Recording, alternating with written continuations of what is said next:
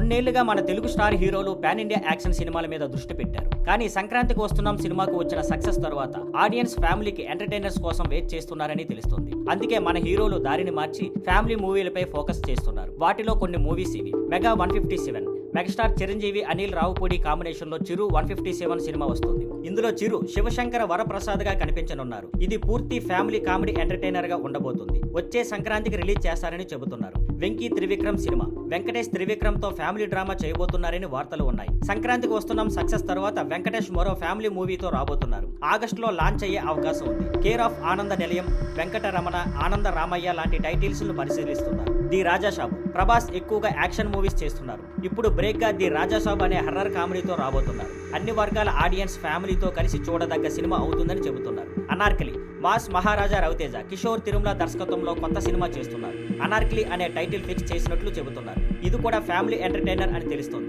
చాలా కాలంగా Raviteja full family మూవీలో నటించలేదు. ఈ మూవీ ఆ లోటును తీర్చబోతుందని అనిపిస్తోంది. వెంకీ అట్లూరి సూర్య మూవీ. సార్, లక్కీ భాస్కర్ సినిమాలతో హిట్స్ కొట్టిన వెంకీ అట్లూరి సూర్యతో కొత్త మూవీ చేస్తున్నారు. మమితా బైజు, రాధికా శరత్ కుమార్, రవీనా టాండన్ కీలక పాత్రలో నటిస్తున్నారు. ఇది ఫ్యామిలీ డ్రామాగా ఉంటుందని విశ్వనాథన్ అండ్ సన్స్ అనే టైటిల్ పెట్టాలని చూస్తున్నారని సమాచారం. అనగనగా ఒక రాజు. Young hero Naveen Polishetty, miss Shetty, mister Polishetty తర్వాత బ్రేక్ తీసుకుని అనగనగా ఒక రాజు సినిమా చేస్తున్నారు. మీనాక్షి చౌదరి హీరోయిన్ గా నటిస్తుంది. ఆంధ్రప్రదేశ్ గోదావరి బ్యాక్డ్రాప్ లో సాగే పూర్తి ఫ్యామిలీ ఎంటర్టైనర్ ఇది. Thank you for watching. Please like, share and subscribe.